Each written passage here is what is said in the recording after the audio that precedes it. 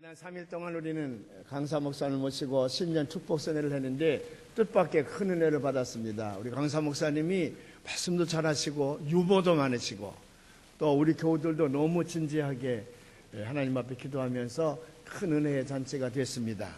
강사 목사님을 통해서 강복하셨던 모든 축복들이 우리 교회와 여러분에게 꼭 함께 하실 줄로 저는 믿습니다. 이번에 이제 강사 목사님이 첫날부터 마지막 날까지 구호를 외치라 그랬는데 그 구호의 내용이 뭐냐면 교회가 부흥하면 그 교회 안에 여러 간증자가 나타난다. 하나님께 크게 쓰임받는 사람도 나타나고 또 돈을 벌어서 큰 부자가 되는 사람도 나타나고 성공자도 나타나고 여러 가지 역사의 지역들이 많이 나타난다. 하나님께서 그렇게 축복하신다. 세계 역사를 통해서 큰 교회를 이루었던 교회마다 위대한 인물들이 많이 나타나는 것을 봤는데 우리 은평교회도 앞으로 교회 부흥을 통해서 그런 훌륭한 역사의 인물들이 많이 나타나라고 축원을 했습니다. 첫날부터 마지막 시간까지 계속해서 우리가 외쳤던 구호 외치기가 있는데 한번 해보려고 그래요. 주먹을 불끈 쥐고 우리가 이제 연습인데 한번 해보려고 그래요. 예, 주먹을 다 쳤어요. 앉은 사람은 뭐예요? 자, 주먹을 쳤지요? 구호 그러면 아멘 그러고 우리의 소원은 교회부흥, 꿈에도 소원은 교회부흥, 교회부흥, 교회부흥, 교회부흥. 부흥에 참석하는 사람은 우습지 이게. 근데 부흥에 참석한 사람들은 이 말을 하면 마음이 다져진단 말이에요 이게. 웃는 사람은 회개하고 다음부터 부흥에 열심히 참석할 줄로 믿습니다. 자, 구호 그러면 아멘 하는 거 시작. 구호. 아멘. 우리의 소원은 교회부흥.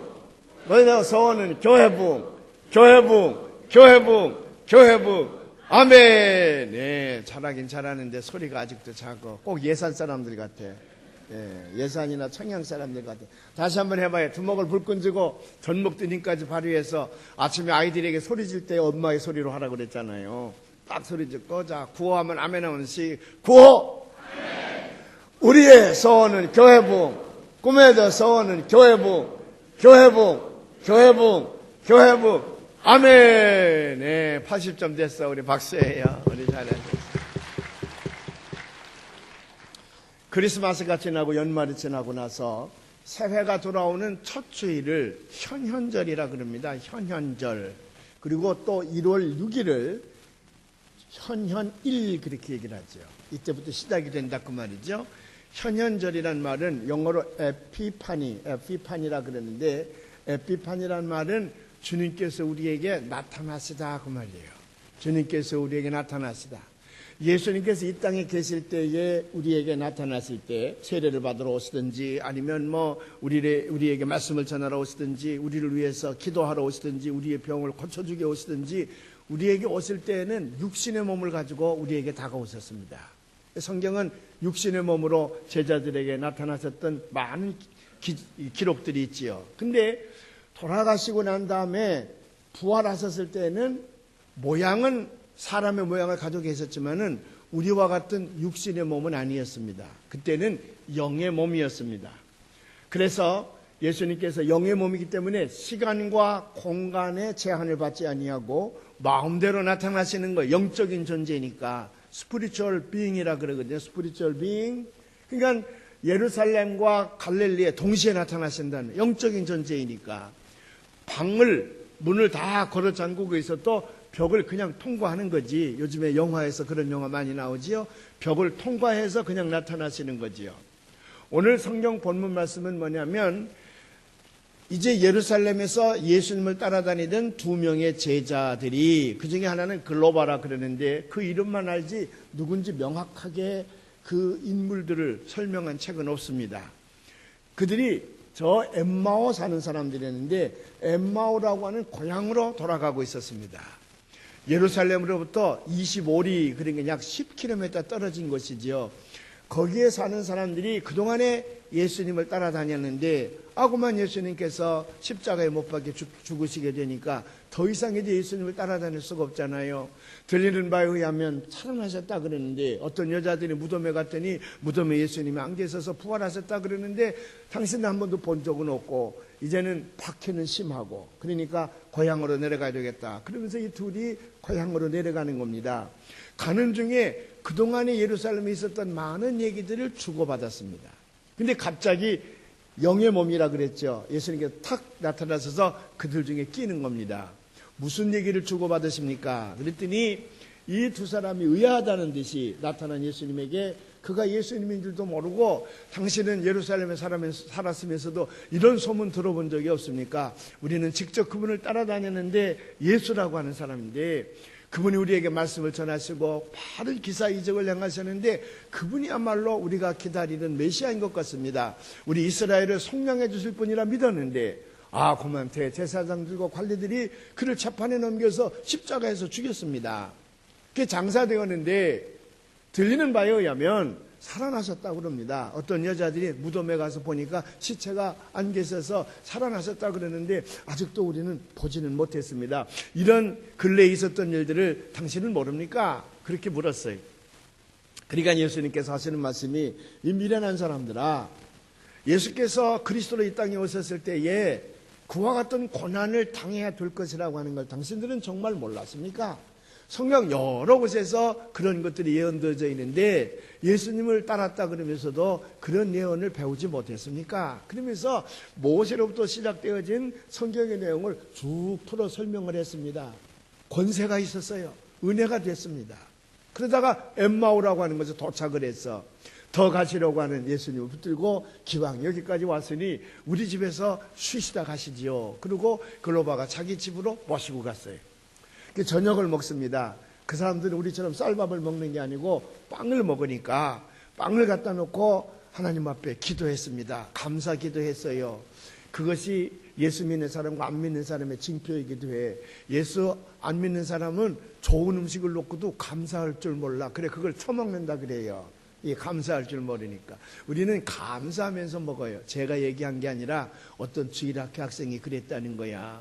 교회 잘 다니는 부모님 밑에서 자라는 주일학교 아이가 다른 집에 초대를 받아서 갔는데 기도를 안 하고 그냥 먹거든요. 그러니까 엄마 이상하네, 좋은 음식을 하나님이 주셨는데 왜 저 사람들은 기도를 안 하고 그냥 먹지요? 그러니까 엄마가 했다 하는 말이, 그래서 그 사람들이 먹는 건 처먹는다 그러고 우리가 먹는 건 잡수신다 그러는 거다. 우리 모두가 다 음식을 잘 잡수시는 줄로 믿습니다. 이게 부흥 강사가 왔다 가더니 제가 자꾸 말이 거칠어지네.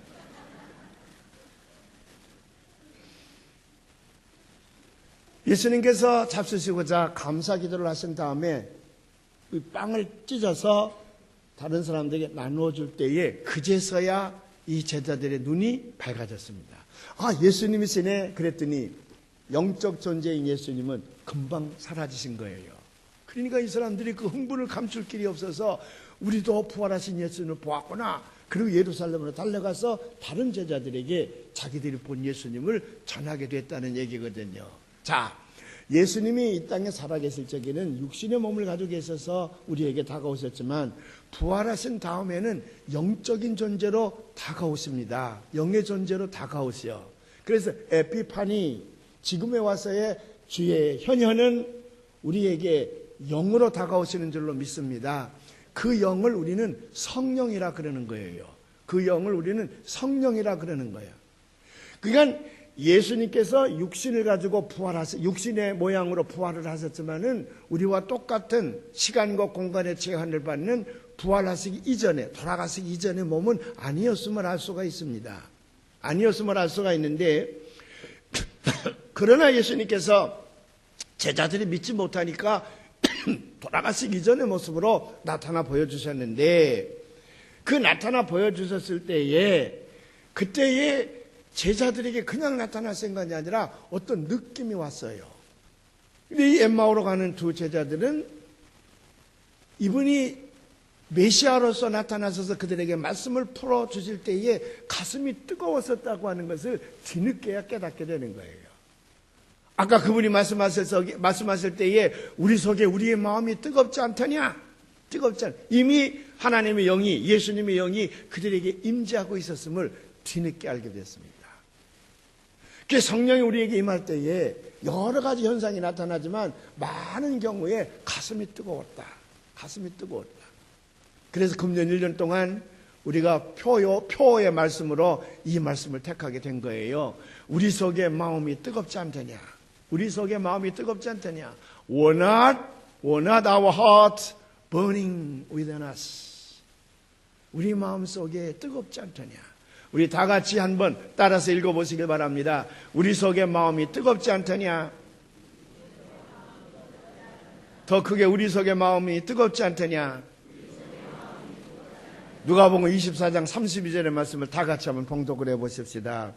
그들이 서로 말하되 길에서 우리에게 말씀하시고 우리에게 성경을 풀어주실 때에 우리 속에서 마음이 뜨겁지 않더냐. 사랑하는 여러분, 부활하시기 이전에 예수님은 몇 번이고 우리에게 내가 이제 하늘나라로 가면 너희에게 성령을 보내리라, 보혜사 성령을 보내리라 약속을 해주셨습니다. 여러 군데에서 한 군데만 우리가 봉독을 해보면 요한복음 16장 7절에 있는 말씀인데 한번 봉독해 볼까요? 그러나 내가 너희에게 실상을 말하노니 내가 떠나는 것이 너희에게 유익이라. 내가 떠나가지 아니하면 보혜사가 너희에게로 오시지 아니할 것이요 가면 내가 그를 너희에게로 보내리니. 가시고 나서 이제 예수님께서 우리에게 성령을 보내시는 겁니다. 그 성령이 우리에게 임하면 우리가 권능을 받고 power, force, almighty예요.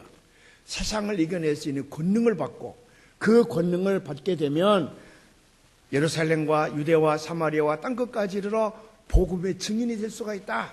예수님께서 하시는 말씀이에요. 사도행전 1장 8절에 있는 말씀인데 잘 아는 말씀이지만 또 한 번 크게 외쳐보시기를 바랍니다. 봉독하시겠습니다. 오직 성령이 너희에게 임하시면 너희가 권능을 받고 예루살렘과 온 유대와 사마리아와 땅끝까지 이르러 내 증인이 되리라 하시니라. 아멘. 성령이 우리에게 임하면 어떤 징조가 나타나는데 여러 가지 징조가 많이 나타납니다. 어떤 경우에는 세상에서 맡을 수 없는 아름다운 향기가 자기에게 다가올 때가 있어요. 저도 그걸 몇 번 경험을 했는데 기도원에 가서 밤새도록 기도하는데 말이죠. 근데 새벽에 그 피곤한 몸을 가지고 기도하는데 모든 피곤이 다 사라지고요. 마음이 편안해져. 언제? 이상한 향수가 내 코앞에 쫙 스며드는 거예요. 너무 아름다워요. 너무 그 냄새가 좋아요. 그래서 이렇게 들이마시는데 정말 그렇게 평안할 수가 없어. 난 한 번도 그렇게 평안함을 느껴본 적이 없습니다. 너무 평안한 거예요. 눈을 지그시 떠봤는데 아무도 없어. 누가 내 앞에 아름다운 여인이 혹시 향수 뿌리고 왔나 봤더니 아무도 없어. 근데도 정말 아름다운 향기가 내 코앞을 스치는 거예요. 저뿐만 아니라 이 체험을 간증하는 사람들이 많이 있습니다. 어떤 사람들은 억제할 수 없는 기쁨이 오는 겁니다. 억제할 수 없는 기쁨, 말로 설명할 수 없는 기쁨이 올 때가 있어요. 그게 성령이 임할 때 나타나는 징조예요. 근데 많은 경우에는 성령이 임할 때 어떤 뜨거움을 느끼는 거예요. 가슴이 뜨겁다든지 온몸이 화끈거린다든지 그렇게 뜨거움을 느끼는 겁니다. 물론 몸에 진동을 느낄 때도 있고 어떤 사람은 입신을 할 때도 있고 어떤 사람은 방언을 할 때도 있고 그러지만은 많은 경우에 가슴이 뜨겁다. 머리가 뜨겁다고 한 사람 하나도 없어요. 혹시 머리가 뜨겁길래 얼른 병원에 가야 돼.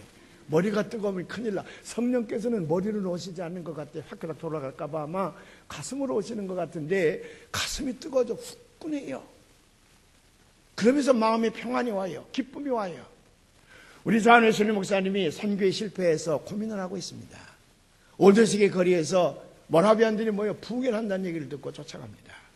근데 그때에 어떤 사람이 마틴 루터가 레틴어로 되어져 있는 성경을 독일어로 번역한 로마서 서문을 읽고 있는데 아무것도 안 해. 무슨 굉장한 무슨 드라마틱한 말씀도 아니고 그냥 읽고 있는데 갑자기 웨슬리 마음속이 뜨거워지는 거예요. 뜨거워지는 겁니다. 그래서 그는 그 성회가 끝난 다음에 밖에 나와서 하는 말이 I believe in Jesus Christ. 나는 예수 그리스도를 믿노라고. 아니 그가 목사요, 박사요, 그가 대학의 교수요, 선교사요, 또 목사의 아들입니다. 지금까지 예수를 안 믿은 게 아니야. 믿어왔는데 어째서 가슴이 뜨거워진 다음에 나는 예수 그리스도를 믿는다고 고백하느냐.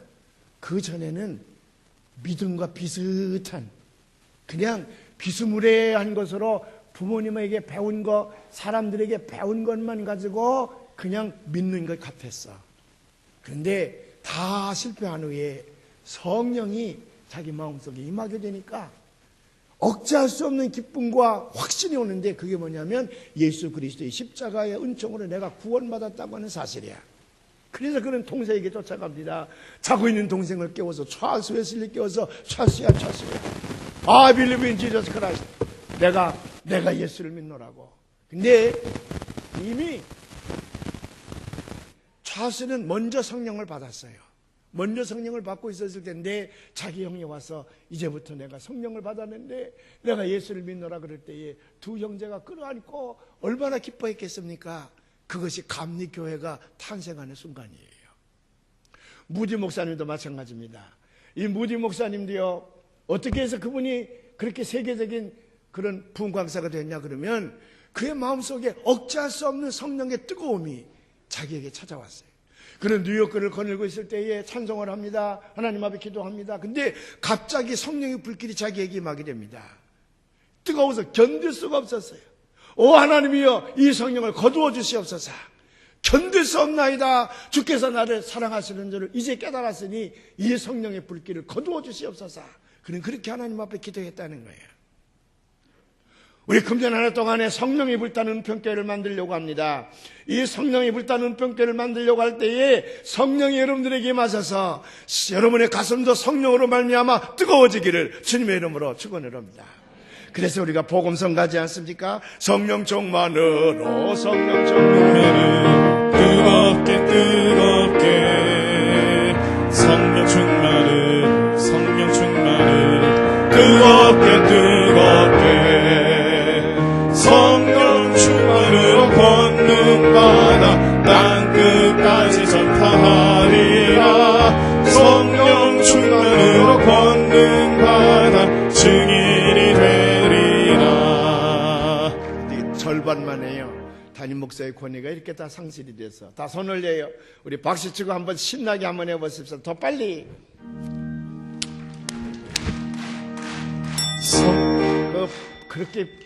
그렇게 풍금을 그렇게 힘알리 없이 치니까 그렇지. 꽝꽝 한번 눌러서 해봐. 다시 한번 해. 성령 충만은 뜨겁게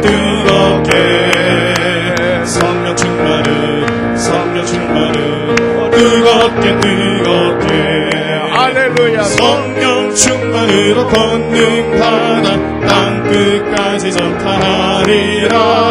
성령 충만으로 권능받아 증인이 되리라. 할렐루야. 성령 충만함을 받으면 우리의 가슴이 뜨거워지는 줄로 믿으시기를 바랍니다. 우리는 그렇게만 복음성가를 부르는 게 아니에요. 우리는 예배 시간에 찬송도 불러요. 불길 같은 주 성령 강구하는 우리들 지금 강림하셔서 영광 보여주소서. 성령이여 임하사 우리 영의 소원을 만족하게 하소서. 기다리는 우리에게 불러 충만하게 하소서. 우리 박수 안 치는 사람은 뭐예요? 말이 말 같지 않아서 망치나. 다 손 다 올려요. 박수 치는 사람은, 신나게 박수 치는 사람은 절대로 뇌졸중에 안 걸린대요. 큰 소리로 찬송하는 사람은 절대로 치매에 안 걸린다는 거예요.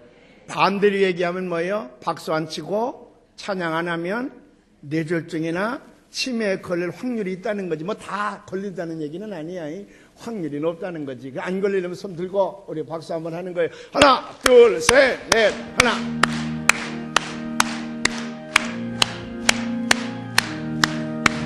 길 같은 주 성령 간구하는 우리네 지금 강림하셔서 영광 보여주소서. 성령이여 임하사 우리 영의 소원을 만족하게 하소서. 기다리는 우리에게 불러 충만하게 하소서. 할렐루야. 그래서 금년 한 해 동안에 우리가 내건 표어가 성령이 불타는 은평교회입니다.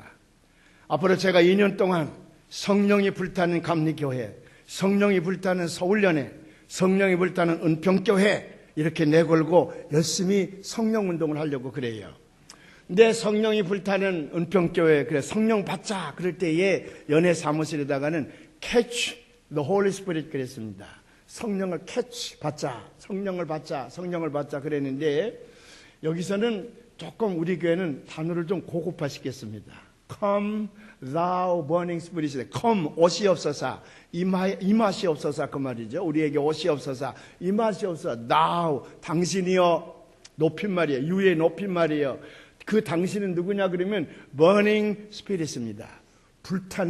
불타는 성령님이시여 그 말이에요. 불타는 성령님이시여 나에게 임하시옵소서 그 말이야. Come thou burning spirit. 그런데 이거를 좀 더 우리에게 실감 있게 나타내 보이기 위하여 우리말로 번역할 때는 불길 같은 성령이여 오시옵소서 그 말이에요. 불길 같은 성령이여 오시옵소서. 우리 교회가 성령이 불타는 교회가 되기 위해서는 불길 같은 성령이 우리에게 오실 줄로 믿습니다. 또 오셔야 될 줄로 믿습니다. 불길 같은 성령. 그래서 다시 한번 찬송해 봅니다. 불길 같은 그 성령 간구하는 우리를 강림하셔서 영광 보여주소서. 성령이여 임하사 우리 영의 소원을 만족하게 하소서. 기다리는 우리에게 불러 충만하게 하소서. 할렐루야. 부흥회 때 요만큼만 와도 강사가 펄펄 뛰며 좋아할 텐데 우리는 1, 2, 3, 4부 예배를 드리는데 부흥회 때 오는 사람들 보면 참 좋은 사람들만 옵니다. 네. 그렇지 않은 사람들은 안 오게 되는데 여러분 다 좋은 사람이 되기를 바랍니다. 더 크게 아멘. 부흥회를 열어놨을 적에는 의무적으로 참석을 해야 돼. 왜? 내가 참여함으로 말미암아 여러 사람을 기쁘게 하고 여러 사람이 은혜 받게 할 수 있거든요. 내가 안 옴으로 말미암아 다른 사람도 은혜 못 받고 다른 사람도 참여하지 않는 거거든요. 나만 혼자 오는 것이 아니라 내가 옴으로 말미암아 그 자력이 많은 사람들에게 그 기가 뻗쳐져서 더 많은 사람들이 차고 넘치게 할 줄로 믿습니다. 이번에 안 온 사람들은 깊이 회개하고 다음 부흥회 때부터는 열심히 나와서 사모하는 마음을 가지고 하나님 앞에 기도하고 말씀을 듣게 될 때에 내 인생의 변화가 나타날 줄로 믿습니다. 아멘. 그래서 우리가 성령을 받아야 되겠는데 예수님께서도 부활하신 다음에 제자들에게 나타나셔서 이거 하나 당부하시고 올라가신 거예요. 왜 예수님께서 부활하셔서 제자들에게 보이셨을까? 그냥 하늘나라 가시면 되지. 또 하늘나라 간다고 하는 말은 안 가셔도 돼요. 근데 우리로 하여금 보혜사 성령이 우리에게 온다는 사실을 인식시켜 주시기 위하여 하늘로 가는 모습을 보여주신 것이지 정말로 공간적으로 저 꼭대기 하늘나라에 있는 건 아니거든요. 우리에게 가시적인 교훈을 위해서 올라가신 거지요. 왜 우리에게 나타나셔서 보이시고 하늘나라로 가셨을까? 소극적으로는 당신이 살아계실 때에 내가 죽으면 사흘 만에 살아나리라 여러 번 예언하셨기 때문에 그걸 입증해 보여주시기 위해서 제자들에게 나타나신 거고, 적극적으로 본래의 목적은 뭐냐면 제자들에게 당부하시기 위해서입니다. 예수님께서 이 땅에 오신 목적이 뭡니까? 세상을 구원하시기 위함이거든요. 자기가 이제 십자가를 통해서 모든 세상에 살고 있는 사람들의 영혼을 구원할 수 있는 길을 열었으니 이젠 제주도를 보내서 이 십자가의 복음을 많은 사람들에게 전해서 그들을 구원해내야 되겠다는 말이에요. 그들을 하나님 앞으로 인도해내야 되겠거든요. 그래서 제자들을 삼게 되고 우리를 택하여 먼저 믿는 자로 세우신 줄로 믿습니다. 이번에 강사 목사님이 좋은 얘기했어요. 교회 바깥에 있는 저 사람들이 우리의 원수가 아니라 하나님 앞으로 인도해야 될 전도의 대상자들이라 그랬잖아요. 아멘. 예. 그렇기 때문에 예수님께서 제자들에게 나타나셔서 너희가 해야 할 일이 뭔가를 전해주시는 겁니다. 나가서 저 백성들을 하나님 앞으로 인도해 와야 된다는 거거든요. 십자가의 복음으로 구원해야 된다는 거거든요. 그러려면 두 가지가 있어야 된다. 두 가지를 강복하는 거예요. 복을 축원하는 거예요. 첫 번째는 뭐냐면 평안할지어다. 히라보는 에이레네라고 하는데 히브리어는 샬롬이죠. 샬롬. 평안할지어다. 그런데 내가 주는 평안은 세상이 주는 평안과 다르다. 세상이 줄 수 없는 평안이다 그 말이에요. 세상이 주는 평안은 뭐야? 전쟁이 없고 편안하게 사는 거지. 그러나 히브리인들이 살고 있는 가나안 땅은 그렇게 평화를 원하는데도 지금까지도 평화가 이루어지지 않아. 매일 전쟁이 계속되는 거예요. 오죽하면 그들이 샬롬이라는 말을 그냥 일상생활 가운데에 인사말로 쓰고 있지 않습니까? 그저 아침에 만나도 샬롬, 헤어질 때도 샬롬, 남의 집에 방문했어도 샬롬, 맨날 샬롬 샬롬 하는 거야. 그런데 사람들이 그렇게 원하는 평화인데도 평화가 이루어지지 않은 안타까움이 있는데, 여기서 예수님께서 주시라는 평화는 한 단계 더 높아서 어떤 평화냐? 앞으로 너희들이 복음을 들고 세상에 나가 복음을 전하게 될 때에 수많은 사람들이 너희의 복음을 듣고 예수님께 달려오는 일만 있는 것이 아니라 너희들에게 핍박과 박해를 가하고 혼란과 역경이 닥치게 되고 심지어는 너희 목숨을 노리는 사람들이 너무 많다고 말이죠. 그러나 주께서 주시는 그 평안을 가슴에 담고 가게 될 때에 비록 내 목이 잘리는 한이 있더라도 결코 두려워하지 아니하고 공포에 떨지 아니하고 거기서 평안함을 가지고 자신 있게 순교할 수 있는 평안이야. 사실 역사적인 기록을 보면요, 예수님께서 승천하신 다음에 아주 엄청난 박해가 예루살렘 거리에 오게 됩니다. 그래서 이 유대교 지도자들과 로마 병정들은요, 예수의 도를 따르는 무리들이 폭동을 일으킬까봐 사전에 이 싹을 잘라야 된다. 그래서 얼마나 많이 박해를 가했는지 몰라요. 어떤 기록에 의하면 벼 이삭을 자르듯이 로마 병정들이 말을 타고 다니면서 그리스도인들의 목을 쳤다 그랬어요. 벼 이삭을 자르듯이요.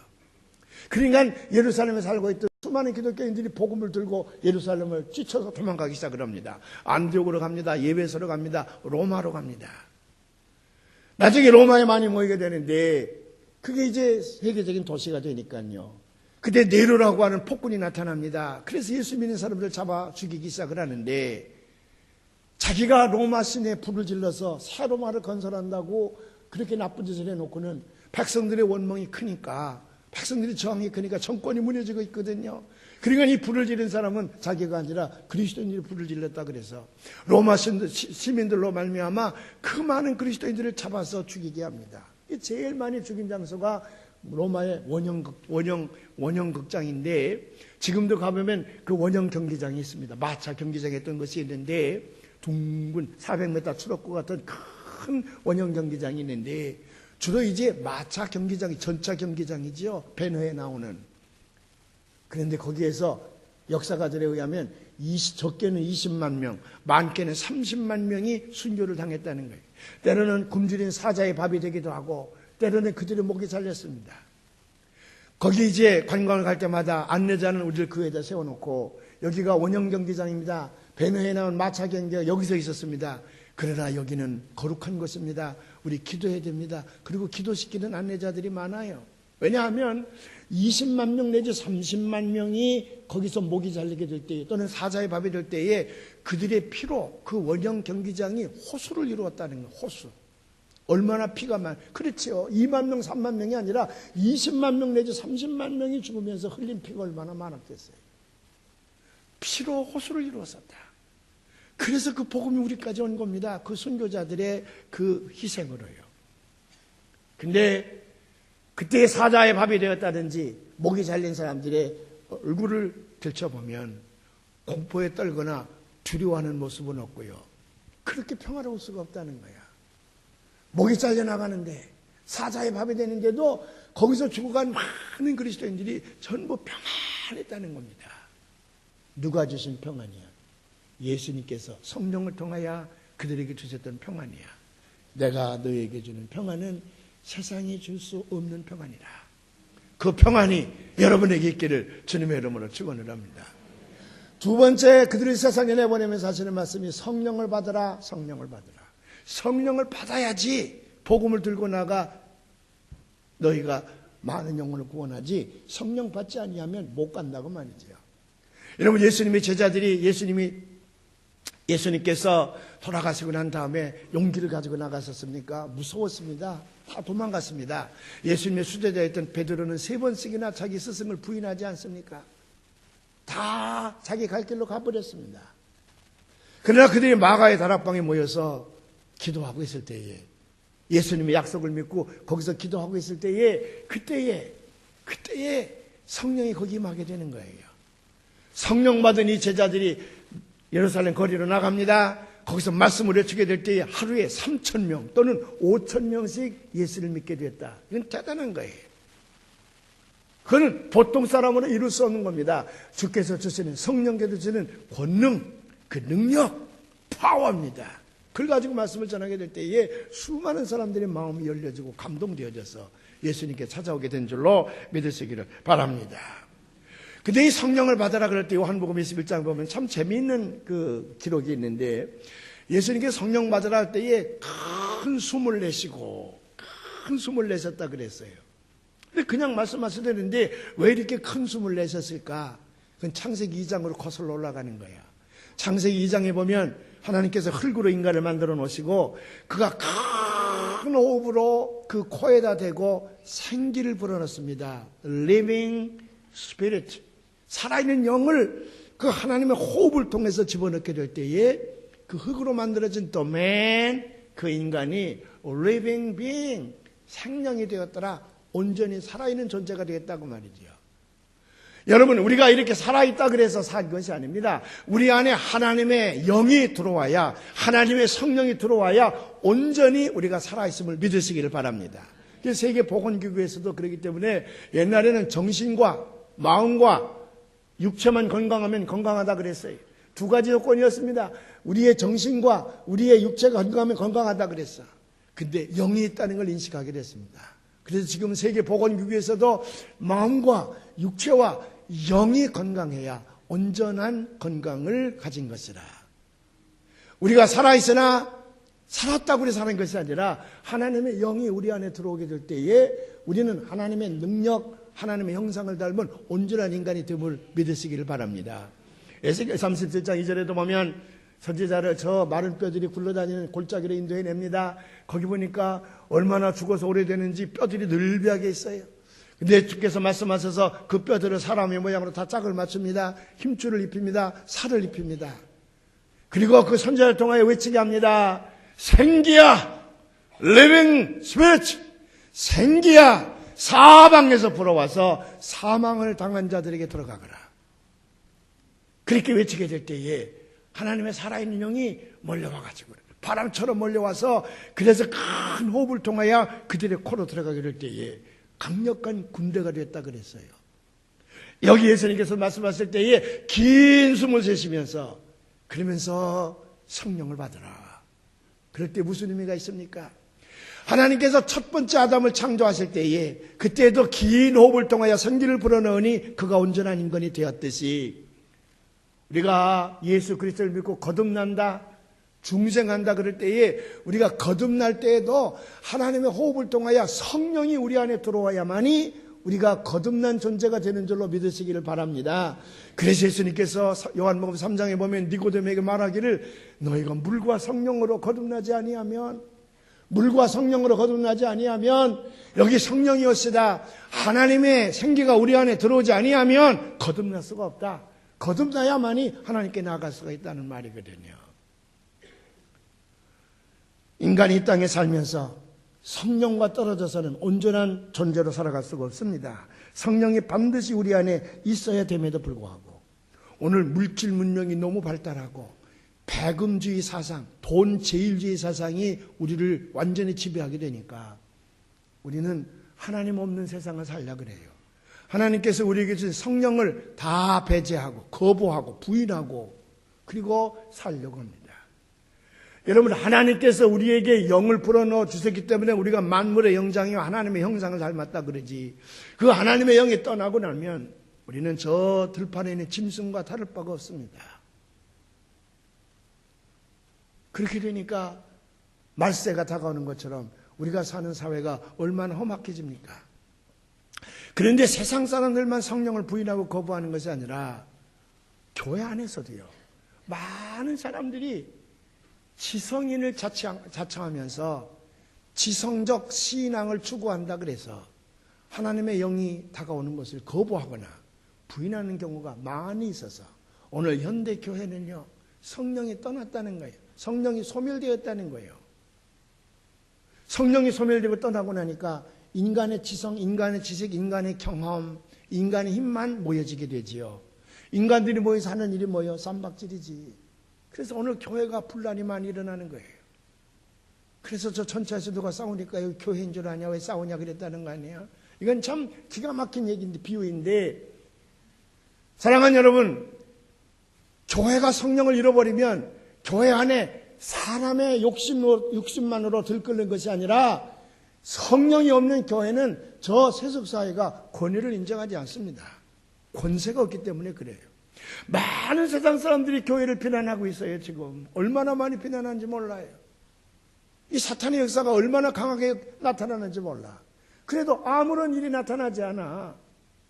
만일 교회 안에 하나님의 성령이 역사한다 그러면 저 세속사회가 교회를 향해 비난의 화살을 뽑게 될 때에 성령이 역사하시면 아마 무슨 일이 일어날 겁니다.